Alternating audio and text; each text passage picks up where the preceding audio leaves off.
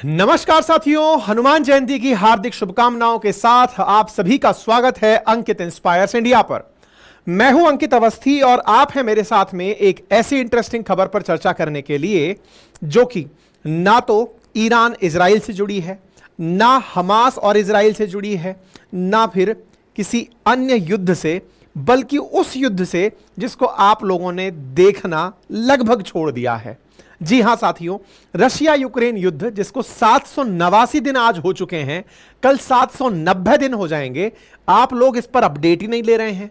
तो इस विषय पर अचानक अपडेट निकाल के लाए एक अखबार ने जानकारी दी है कि पुतिन ने एक ऐसा वेपन बना दिया है कि अब वो हवा में हवाई जहाजों को आपस में टक्कर करवाने में काबिल हो जाएंगे। यह खबर छपती है और खबर बनकर आती है कि ऑल अबाउट टोबोल, रशिया का वो सीक्रेट वेपन जो कि हवाई जहाजों को उड़ते उड़ते जाम कर देगा। आप कहेंगे उड़ते उड़ते जैम कर देगा से मतलब क्या है? विमान चलते चलते रुक जाएगा क्या? नहीं, दिशा भटक सकता है, और जब विमान दिशा भटक जाएं तो हवा में उड़ते हुए संभव है कि किसी अन्य विमान से टकरा जाएं। सुर्खियां बनती हैं रशिया का सीक्रेट वेपन जिसका नाम टोबोल है, link to jamming of plane signal. यह हवाई जहाजों के सिग्नल्स को जैम कर सकता है। अब सिग्नल जैमिंग कैसे होती है, इसके लिए जरूरी है कि आप इस सेशन को विस्तार से समझें। सिग्नल्स का महत्व क्या है, हवाई जहाज उड़ता कैसे है, टोबोल क्या कर सकता है, और इस बात को, खबर को सुर्खी में देने से पहले ऐसे कौन से डेटा का संकलन किया गया जिससे यह पता चला हो कि टोबोल कुछ कर रहा है। तो ऐसी स्थिति में आज आपको जानकारी देंगे क्योंकि रूस का सीक्रेट हथियार टोबोल सुर्खियों में है, और यह सुर्खियों में इसलिए भी है कि इससे एलन मस्क को काफी नुकसान हो सकता है। विषय पर विस्तार से चर्चा करेंगे। गुजारिश पहले कर लेते हैं, चैनल पर नए हैं तो सब्सक्राइब कर लें ताकि भविष्य में ऐसी और जानकारी आपको रोचक तरीके से मिलती रहे। पढ़ने लिखने से संबंध है तो हमारे अपनी पाठशाला एप्लीकेशन ज्वाइन कर लें। एप्लीकेशन पर आपको हमारे बहुत से कोर्सेज मिलेंगे और उन कोर्सेज में से हमारा RAS के लिए जो नटराज बैच है वो भी खास है। उसमें हम एथिक्स पढ़ा रहे हैं, तो एथिक्स का बैच भी आप लोगों के लिए उपलब्ध है, और साथ में हमारे GS के रिकॉर्डेड बैच और विशेष कूपन सुविधा के साथ प्रीवियस स्टूडेंट्स के लिए कोर्स उपलब्ध हैं। साथ ही साथ हमारे नोट्स भी आपके लिए उपलब्ध हैं जिन्हें आप अपनी पाठशाला से हैंड रिटन नोट्स को 1999 के अंदर घर पर कुरियर करवा के मंगवा सकते हैं। साथियों, जब कोई हवाई जहाज उड़ता है तो आप में से बहुत से लोगों के दिमाग में यह ख्याल तो आता है कि यार इस पायलट को ये नीचे का रनवे कैसे दिख रहा होगा, कि ये रनवे कहां तो खत्म हुआ, कहां तक मुझे इसे लिफ्ट करना है। क्योंकि हवाई जहाज को अगर ध्यान से देखें तो इसकी ये जो निकली हुई नोज है, इसके पीछे कहीं पायलट बैठा हुआ है। उस पायलट को एयर स्ट्रिप और एयर स्ट्रिप से आगे की चीजें तो दिखती नहीं। हम कार चलाते हैं, बॉनेट से आगे का रास्ता तो दिखता नहीं है, तो इन्हें कैसे पता चलता है कि ये एयर स्ट्रिप के आगे कोई नहीं है और एकदम स्पेस क्लियर है, नीचे कोई दूसरा हवाई जहाज नहीं है जिससे टकराने का डर ना हो। और तो और, जब हवाई जहाज हवा में पहुंचता है तो इन शीशों के आगे जो नोज लगी हुई है, उस नोज को अगर ध्यान से देखा जाए तो अगर पायलट इसके अंदर बैठा हुआ है तो ये जो नाक सी लगी हुई है इसके आगे, यहां से वो नीचे भी नहीं देख रहा है कि हाँ भाई कहां पर है भाई एयर स्ट्रिप, कहां उतरना है, रनवे कहां है। यह देखने के लिए पायलट यूं नीचे झुककर तो देखता नहीं है कि हां आ गया भाई, चलो अब ब्रेक लगाओ ब्रेक लगाओ, ऐसी फीलिंग भी तो नहीं होगी। तो कुछ तो ऐसा है जो हवाई जहाज के उड़ने को कंट्रोल करता है। यही जानकारी आपको आज थोड़ा सा समझ लेनी है। मैं कोई आपको हवाई जहाज उड़ने का टेक्निकल सार देने वाला नहीं हूं, लेकिन आम बोलचाल की भाषा में आपको यह पता चल जाए कि हवाई जहाज उड़ते समय क्या क्या बेसिक चीजें होती हैं, उतनी चर्चा कर लेंगे हम, है ना। अपन कोई पायलट ट्रेनिंग इंस्टीट्यूट नहीं चला रहे हैं, लेकिन पुतिन ने क्या बनाया है उसको समझने के लिए कुछ बेसिक जानकारी होना जरूरी है। इसलिए आइए थोड़ा सा प्लेन को समझने का प्रयास करते हैं। हवा में उड़ता है हवाई जहाज, उड़ते समय जो भी पंख पंखड़ियां करती हैं वो सब तो आपको पता होगा ही, क्योंकि उड़ रहा है तो कुछ तो मशीनें काम कर ही रही होंगी। हम अंदर की तरफ चल रहे हैं जहां से कंट्रोल किया जाता है हवाई जहाज को। बैठे हुए दो पायलट, एक मेन पायलट और एक को पायलट, दोनों ही अपने सामने लगी हुई स्क्रीन्स को बहुत ध्यान से पूरे टाइम देख रहे होते हैं। इनके सामने लगी हुई इन स्क्रीन्स पर दिखा रहा होता है कि आपके आसपास क्या कोई दूसरा फ्लाइट है क्या, आपके सामने की स्क्रीन दिखा रही होती है कि क्या कोई सामने टर्ब्यूलेंस है क्या। साथ ही साथ यहां पर लगे हुए गियर बॉक्स इनको उड़ाने में और लिफ्ट करने करने में मदद करते हैं। इनके सामने एक बड़ा सा पैनल लगा हुआ होता है, जिस पैनल के माध्यम से फ्लाइट चलाते समय पायलट को बहुत सारे संदेश प्राप्त हो रहे होते हैं। इन्हीं संदेशों में से अगर कोई संदेश पायलट को प्राप्त होना बंद हो जाए तो बड़ी भीषण घटना हो सकती है। मैं ऐसा क्यों कह रहा हूं? क्योंकि असल में आपको और हमको लगता है कि रेलवे की तरह, जैसे ट्रेन का इंजन जब चलाता है पायलट, रेलवे का लोको पायलट, तो वो पटरियां देख रहा होता है, सामने से स्पीड बढ़ा रहा होता है, जनता दिखती है तो ब्रेक लगा रहा होता है, और स्टेशन मास्टर वहां बैठकर केवल लाइनें चेंज करता है। हवाई जहाज के केस में स्टेशन मास्टर के नाम से बैठा हुआ ये जो व्यक्ति एटीसी में कंट्रोलर बन के बैठा हुआ है, ये ना केवल हवाई जहाज के उड़ने को बल्कि उतरने को, बैठने को, इवन जहां पे खड़ा हुआ है उस बेसे रनवे की पट्टी तक लाने को, सबको कंट्रोल करता है। अब ये क्या होता है साथियों, जब एयरपोर्ट पर कभी आप जाएं, और नहीं जाएं तो वीडियो चलाकर देख लेना, एयर स्ट्रिप के पास में एक बहुत बड़ा सा हाइटेड कमरा सा बना हुआ होता है, एक कैबिन होता है जो बहुत ऊंचाई पर बना हुआ होता है, कुछ इस प्रकार से दिखाई देता है। इस कमरे को एयर ट्रैफिक कंट्रोल का रूम कहते हैं। एक फिल्म है बॉलीवुड की, उस फिल्म के अंदर इस एटीसी के साथ बहुत अच्छा सीन दिखाया गया है।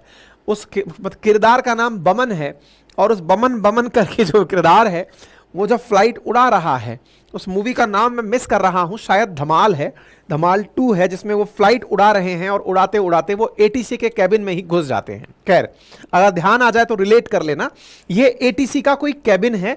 यहां पर एटीसी अपने द्वारा फ्लाइट के पायलट को निरंतर मैसेज दे रहा होता है, यानी कि फ्लाइट का पायलट डायरेक्टली इससे कनेक्टेड रहता है। अब बड़ा सवाल है, सर हमारे पास में मोबाइल का नेटवर्क ना आए, थोड़ी बहुत दूर अगर हम चले जाएं तो नेटवर्क आना बंद हो जाता है, तो ऐसा क्या होता है जिससे कि हवाई जहाज जो इतनी ऊंचाई पर, कई किलोमीटर की ऊंचाई पर उड़ रहे होते हैं, 10 से 15 किलोमीटर की ऊंचाई पर जब हवाई जहाज उड़ रहा होता है, तो इनके पास में यह संवाद इतना आसानी से हो कैसे जाता है?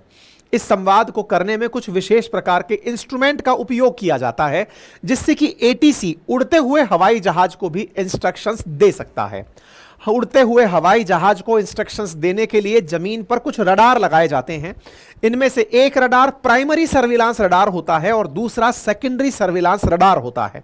Radar radio detection and ranging, अर्थात यहां पर लगे हुए रडार जो कुछ इस प्रकार से बने हुए होते हैं, इनके द्वारा अपने में से कुछ रेडियो वेव्स को फ्लाइट तक भेजा जाता है। ये रेडियो वेव्स जब यहां पहुंचती हैं तो रेडियो वेव्स को यहां पर लगा हुआ ट्रांसपोंडर अपने हिसाब से रिटर्न मैसेज सेंड करता है।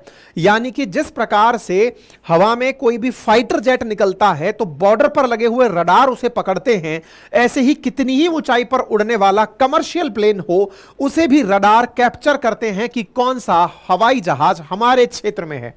रडार्स को ना केवल प्राइमरी सर्विलांस रडार ये कंफर्म करते हैं कि ये जहाज हमारी रेंज में आ गया है, बल्कि सेकेंडरी सर्विलांस रडार इस बात को और बेहतर तरीके से कम्युनिकेट करके वाया मैसेजेस कंफर्म करता है कि आप फलाने देश की सीमा में आ चुके हैं, और प्रति 5 सेकंड अधिकतम बताया गया है, वैसे बहुत सी जगह 0.5 सेकंड की एक्यूरेसी भी प्राप्त की जा चुकी है। रडार इतनी देर में इनके साथ निरंतर कम्युनिकेशन में रहता है। इन रडार से प्राप्त सूचनाओं का डेटा प्रोसेस किया जाता है, और यही डेटा प्रोसेस करके इस सिचुएशन को एयर ट्रैफिक कंट्रोल की स्क्रीन पर डिस्प्ले किया जाता है। इस कैबिन में बैठा हुआ जो व्यक्ति है वो निरंतर इसी डेटा को, जो कि प्राइमरी सर्विलांस रडार और सेकेंडरी सर्विलांस रडार के माध्यम से इसकी स्क्रीन पर आ रहा है, उसे देख करके निरंतर पायलट को उसकी स्क्रीन पर वाया मैसेजेस भेज रहा होता है कि अब आप इतनी सीमा पर आ चुके हैं, अब आप इतनी एल्टीट्यूड पर हैं, इतने लॉन्गिट्यूड पर हैं। ये सारी जानकारी इसको प्रॉपर तरीके से दी जा रही होती है। धरती से कितनी ऊंचाई पर हैं आप, कौन से लॉटिट्यूड पर चल रहे हैं, ये सारी जानकारी, लैटिट्यूड कौन सा है, लॉन्गिट्यूड कौन सा है, एल्टीट्यूड कौन सा है, एटीसी द्वारा फ्लाइट में बैठे हुए पायलट को सारी जानकारी दी जा रही होती है। सामान्यतया जो रडार फ्लाइट को सूचना भेजने के लिए, ये चेक करने के लिए कि हां भाई आप कौन हैं, कहां से आ रहे हैं, कौन सी फ्लाइट है, अपना परिचय दें, इसके लिए कुछ अलग मेगा हर्ट्ज पर भेजी गई फ्रीक्वेंसियों का उपयोग किया जाता है। और वहीं फ्लाइट के बाद में उसको प्रॉपर दिशा बताने के लिए कि आप कितना ऊंचाई पर हैं, अब आप इतना पर आ गए हैं, आप इतना पर आ गए हैं, उसके लिए अलग हर्ट्ज की फ्रीक्वेंसीज का उपयोग किया जाता है। ठीक है साहब, तो इसका मतलब यह हुआ कि जब फ्लाइट आसमान में होती है तो पहला मैसेज जब वो एटीसी से प्राप्त करती है तब भी उसको कहीं ना कहीं से रडार से ही मैसेजेस भेजे जाते हैं। जब वो सेंटर पर भी होती है तो भी उसको रडार से ही मैसेजेस के माध्यम से कम्युनिकेट किया जाता है, और जब वो लौट रही होती है तब भी रडार ही उसको कम्युनिकेट करके एटीसी से यानी एयर ट्रैफिक कंट्रोल से लगातार जानकारी दे रहे होते हैं। इसका मतलब यह हुआ कि एयर ट्रैफिक कंट्रोल जो टावर से मॉनिटर होता है वो पायलट को सारी जानकारी देता है, यानी कि पायलट पहले क्या उसके लिए रनवे खाली है, क्या पायलट उड़ने के लिए तैयार है, टेक ऑफ के लिए तैयार है, उसके आसपास का ग्राउंड क्लियरेंस है या नहीं, ये सारी जानकारी पायलट को टेक ऑफ के समय और लैंडिंग के समय दी जाती हैं। इतना ही नहीं, air root traffic control centre के द्वारा उसे और दूसरी जगह पर उड़ रही फ्लाइट्स की भी जानकारी दी जाती है कि जिस समय आप यहां लैंड करेंगे उस समय और फ्लाइट्स जो आसपास की हैं उनकी स्थिति क्या है। इसी ट्रैकॉन डिवाइस के माध्यम से 50 मील तक की डेस्टिनेशन की इसको जानकारी दी जाती है। अब साथियों इसको थोड़ा सा समझते हैं। Terminal radar approach control facility, जिसे ट्रैकॉन कहा जाता है, वो 40 मील दूर तक की जानकारी इसको देता है कि आसपास के क्षेत्र में क्या चल रहा है।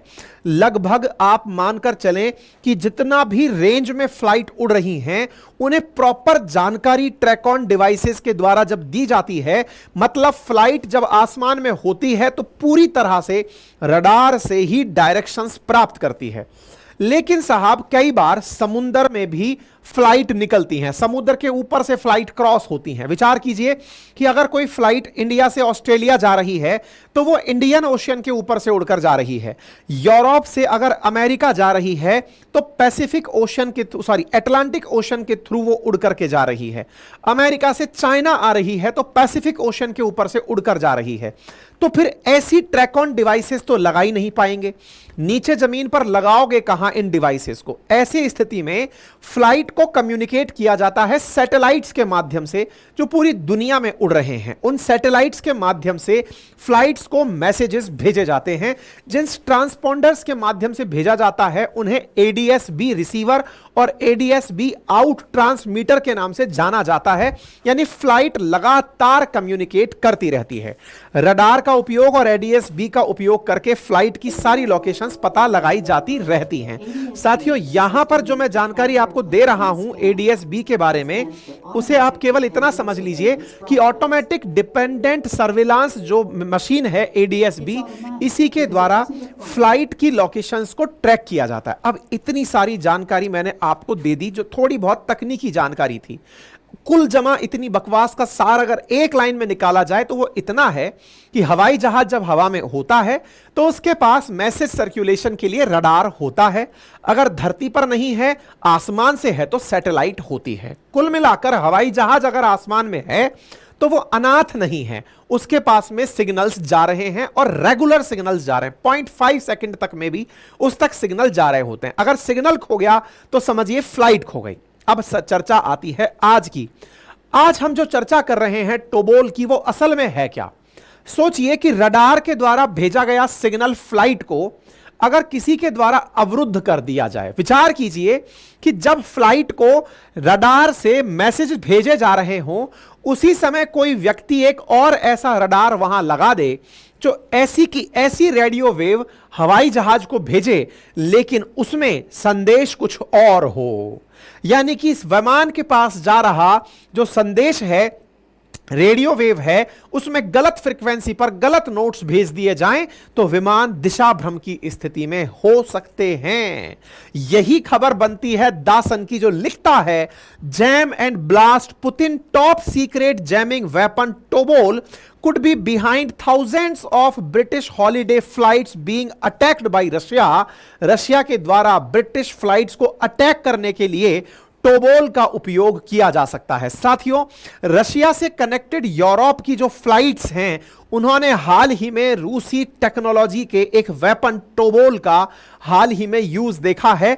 ऐसी बहुत सारी ब्रिटिश फ्लाइट्स हैं जिन्होंने यह फील किया कि उनके रडार से प्राप्त होने वाले जो मैसेज थे वो एज प्योर एज प्रीवियस नहीं थे, उनमें किसी प्रकार की मिलावट थी और वो मैसेजेस फ्लक्चुएट हो रहे थे। अक्सर आपने कई बार एग्जाम में सुना होगा कि जब एग्जाम हो रहे होते हैं तो एग्जाम हॉल के बाहर जैमर लगा दिया जाता है। वो जैमर जो कि डिवाइसेस के पास में किसी भी प्रकार का इलेक्ट्रोमैग्नेटिक रेडिएशन नहीं पहुंचने देता। आपने जैमर्स की खूबी सुनी होगी, एग्जाम सेंटर पर आपका कोई फोन काम में ना आ जाए इसलिए उसके आसपास जैमर लगा दिए जाते हैं। इन तरह का ही अगर जैमर सोचिए हवाई जहाज के रास्ते में ना लगाकर, बल्कि वैसा ही कोई और मैसेज भेज दिया जाए जिसके भरोसे हवाई जहाज उड़ रहा है, उसका रास्ता भटका दिया जाए, तो सोचिए वो जैम की स्थिति कितना जबरदस्त घातक होगी। विचार कीजिए कि उससे हवाई जहाजों को कितना भीषण नुकसान हो सकता है। साथियों, खबर है सन ने अपने अखबार में छापा है, द सन नामक जो अखबार है उसने छापा है कि लगभग 4000 फ्लाइट्स ने हाल ही में ऐसे ही जैमिंग को फील किया है जो कि एक्सट्रीमली डेंजरस है।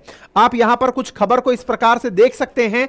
सन investigation with the website gpsjam.org के हिसाब से पता चला है कि 32,000 फ्लाइट जो कि यूरोप में उड़ रही थी, उन्हें सस्पेक्टेड इलेक्ट्रॉनिक वारफेयर अटैक अक्टूबर से सहन करने पड़ रहे हैं। याद करिए, अक्टूबर बड़ा खास है युद्ध के लिए, जब से रशिया यूक्रेन ने हीट पकड़ा है। मतलब यह है कि अल्टीमेटली वेस्टर्न वर्ल्ड को यह खबर लगती है कि रशिया उनके बहुत सारे सिग्नल्स को जैम कर रहा है। अब इस जैम में खबर यूरोप वालों को कैसे मिली, अब उस पर चलते हैं। देखिए, अगर आप यूरोप को ध्यान से देखें तो रशिया का आधा हिस्सा भी यूराल पर्वत से पश्चिम का हिस्सा यूरोप में आता है। साथियों, यहां पर अगर यूरोप के कुछ प्रमुख देश देखें तो उनमें Germany, Poland, UK, Norway, Denmark, इन्हें अगर आप देखते हैं तो यहां पर एक छोटा सा हिस्सा है जो कि आप रेड होता हुआ देख रहे हैं। साथियों, अगर आपको रशिया का मैप दिखाया जाए तो यहां बाल्टिक कंट्रीज के साथ साथ आपको रूसी मैप दिखाई पड़ता है, लेकिन इन्हीं देशों में से एक छोटी सी जगह यहां पर पोलैंड और लिथुआनिया के बीच में रूस के पास है, जिसे आप यहां पर कैलिनग्राड के नाम से जानते हैं। साथियों, बाल्टिक कंट्री है लिथुआनिया और इधर एक देश है पोलैंड, इनके बीच में एक छोटा सा टुकड़ा है जो रूस का है। बाल्टिक सी में वो अपना मुखड़ा खोलता है। लगभग 10 लाख लोग यहां निवास करते हैं। कैलिनग्राड को रूस के द्वारा अपने खुद के सिक्योरिटी के लिए उपयोग में लिया जाता है। कहा जाता है कैलिनग्राड में बड़ी संख्या में वेपन्स रूस संग्रह करता है। कल को अगर कोई देश रशिया पर आक्रमण करे तो रशिया ने अपना एक छोटा सा हिस्सा कैलिनग्राड के नाम से बाल्टिक सी में बनाया हुआ है, जहां पर हैवी डिफेंस है, यहां पर बड़ी सारी सुरक्षा एजेंसीज लगी हैं। इंटरेस्टिंग बात क्या है, दुनिया भर की फ्लाइट जब यहां से उड़कर के कैलिनग्राड के आसपास से निकली तो उन्होंने कुछ विचित्र सीन देखा। कैसा सीन देखा, जरा यहां पर तस्वीरें देखते हैं। तस्वीरों को अगर आप ध्यान से देखें तो यह कैलिनग्राड का ऊपर से जूम करके लिया गया फोटो है। यहां पर दो आपको डोम सदृश बॉल जैसी संरचनाएं दिखाई दे रही होंगी। आपको यहां पर यह व्हाइट कलर, जिसको मैंने रेड कर दिया, ऐसी दो बड़ी बड़ी विशालकाय बॉल जैसी संरचनाएं दिख रही होंगी। कैलिनग्राड में रखी हुई इन्हीं बॉलों के बारे में कहा जा रहा है कि ये वो रडार हैं जो रूस के द्वारा उपयोग में लिए जा रहे हैं यहां से गुजरने वाली फ्लाइट्स को कंट्रोल करने के लिए। इंटरेस्टिंगली एक और चीज यहां देखने योग्य है कि कैलिनग्राड ज्यादा दूर नहीं है यूक्रेन से। बेलारूस, कैलिनग्राड, यूक्रेन, ये लगभग एक ही क्षेत्र में पड़ने वाले देश हैं। कहा जाता है कि यूक्रेन के द्वारा रूस पर हमला करने के लिए, साइबर अटैक करने के लिए, या फिर वो मिसाइल जो कि सैटेलाइट से मैसेज प्राप्त करके हमला करने जाती हैं, उनके अंदर सैटेलाइट नेविगेशन को अगर कैलिनग्राड में रखा हुआ ये टोबोल दिशा भटका दे तो मिसाइल अपने टारगेट पर हमला नहीं कर पाएगी। साथियों, आजकल गाइडेड मिसाइल का जमाना है। आप एक बार अपने द्वारा लोकेशन सेट कर दें कि मिसाइल को यहां जाके गिरना है या फिर इस टारगेट पर हमला करना है, और अगर टारगेट मूव भी करता है तो वो मिसाइल उसके पीछे पीछे मूव करके उसे मार गिराती है। विचार कीजिए कि मिसाइल को प्राप्त होने वाला संदेश ही अगर किसी ने पॉइजन कर दिया या उसमें कोई मिलावट कर दी या फिर उसको इस प्रकार से भटका दिया कि वो मिसाइल ये समझ ही नहीं पाई कि हमें मैसेज क्या प्राप्त हुआ था, तो वो कारनामा टोबोल के द्वारा एक्सपेक्ट किया जा रहा है। कहा जा रहा है कि रशिया के द्वारा कैलिनग्राड में एयर डिफेंस सिस्टम के अंदर इस जैम और ब्लास्ट टेक्नोलॉजी का उपयोग किया जा रहा है जो दुनिया में एकदम यूनिक है। द वाशिंगटन पोस्ट ने भी इस बारे में कहा है और कहा है कि यह सैटेलाइट जैमिंग के लिए ओरिजिनल ब्रॉडकास्ट के साथ एक और सिग्नल मिला देते हैं जिससे उस सैटेलाइट के सभी यूजर्स को घिचपिच डेटा मिलने लगता है, यानी कि डेटा एक दूसरे के साथ में मिक्स एंड मैच हो जाता है, जिसका फाइनली सैटेलाइट से जो संदेश हवाई जहाज तक पहुंचना होता है वो नहीं पहुंच पाता है। विचार कीजिए, युद्ध के दौर में जब हर एक क्षण कीमती होता है, फाइटर जेट्स दुश्मनों पर बम गिराने जा रहे होते हैं, पूरा कम्युनिकेशन सैटेलाइट्स और रडार से चल रहा हो और उस समय कोई नीचे से बैठकर फर्जी मैसेजेस भेजकर उन सैटेलाइट से प्राप्त मैसेजेस को स्पॉइल कर रहा हो, उनकी दिशा भटका रहा हो, तो युद्ध का स्तर क्या होगा? यही सबसे इंपॉर्टेंट टोबोल की खासियत है। कहा जा रहा है कि रूस ऐसी 10 डिवाइस डेवलप कर चुका है जब से रशिया यूक्रेन कॉन्फ्लिक्ट चलना शुरू हुआ है। यह कोई वेपन नहीं है, यानी कि इसके मदद से किसी पर गोला नहीं गिराया जा रहा, बल्कि दूसरों के गोलों को प्रभावित किया जा रहा है। इसका एक और उदाहरण मिला साथियों। आपको मालूम होगा रशिया यूक्रेन युद्ध को अब 2 साल से ऊपर का समय बीत चुका है। ऐसी स्थिति में यूक्रेन ने जब शुरुआत में रशिया से झगड़ा किया या फिर जब हमला चला तो उस समय स्टारलिंक ने इन्हें इंटरनेट प्रोवाइड करने का कहा था। एलन मस्क की कंपनी है स्टारलिंक, जिसने कहा कि आपका बहुत नुकसान हो गया है, मैं आपको इंटरनेट देना चाहता हूं। लेकिन यूक्रेन ने उन प्राप्त स्टारलिंक की वेबसाइट से इंटरनेट का उपयोग ड्रोन के माध्यम से रूस पर हमला करने के लिए किया। तो फिर एलन मस्क ने साफ साफ मना कर दिया कि नहीं, आप मेरे स्टारलिंक इंटरनेट का उपयोग युद्ध में नहीं कर सकते। इसलिए यूक्रेन में एलन मस्क ने अपनी सेवाएं रोक दी। यह तो एक वर्जन है इस पूरी घटना का। वास्तविकता में रियल वर्जन यह है कि जब यूक्रेन को एलन मस्क ने स्टारलिंक की सेवाएं दी इंटरनेट के नाम पर, तो कैलिनग्राड में लगा हुआ वो टोबोल ही था जिसने स्टारलिंक को भी उसकी दिशा भटका दी थी।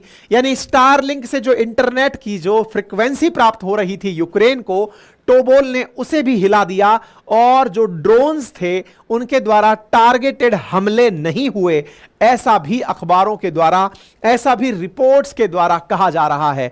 मतलब यह ना केवल इंटरनेट, यह ना केवल हवाई जहाज के जीपीएस को हिलाता है, बल्कि सैटेलाइट के सिग्नल जो इंटरनेट के रूप में धरती पर आ रहे हैं उनकी भी दिशा भटकाने में कामयाब है। रशिया का यह वेपन आज के काल का नहीं, संभवतः भविष्य के लिए बहुत बहुत कामयाब होगा, क्योंकि फिलहाल ना केवल यूक्रेन का स्टारलिंक बल्कि 46,000 एयरक्राफ्ट ने ऐसा रिपोर्ट किया है कि जब वो बाल्टिक ओशियन से कैलिनग्राड के आसपास से उड़े हैं तो उन्हें अगस्त से लेकर पिछले महीने के मार्च के बीच में बहुत जबरदस्त तरीके से रडार के मैसेजेस में बहुत गड़बड़ दिखी है, फ्लक्चुएशंस दिखे हैं, उन्हें प्रॉपर तरीके से सारे डेटा प्राप्त नहीं हुए हैं। इससे आप अंदाजा लगा सकते हैं कि ये कितना नेक्स्ट लेवल का वॉरफेयर तैयार करने की तैयारी चल रही है। उम्मीद है कि आप लोगों को थोड़ी बहुत बेसिक्स इस बात की समझ में आई हो। बाकी इस रिपोर्ट को पहले भी कवर किया जाता रहा है, डिफेंस के अंदर भी और फोर्ब्स के अंदर भी, कि जीपीएस के सिग्नल को स्पूफ करने के लिए रूस के द्वारा निरंतर प्रयास किए जा रहे हैं। इस विषय पर अपडेटेड रहने के लिए चैनल को सब्सक्राइब कर लें। एलन मस्क के साथ फिलहाल के लिए स्टारलिंक की सेवाएं तो जुड़ी हैं, लेकिन यूक्रेन को इसकी सेवाएं नहीं मिल रही हैं क्योंकि एलन मस्क ने भी इसका नतीजा भुगत लिया है। फिलहाल के लिए इतना ही। अपना ख्याल रखें, चैनल को सब्सक्राइब कर लें।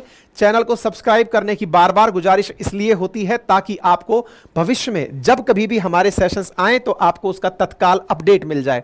बाकी अगर आप पढ़ने लिखने से संबंध रखते हैं तो राजस्थान प्रशासनिक सेवा की तैयारी का फाउंडेशन बैच हमारे द्वारा चल रहा है।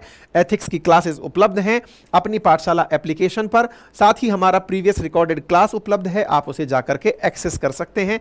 आप हमारे हैंड रिटन नोट्स भी अपनी पाठशाला एप्लीकेशन से एक्सेस कर सकते हैं। फिलहाल के लिए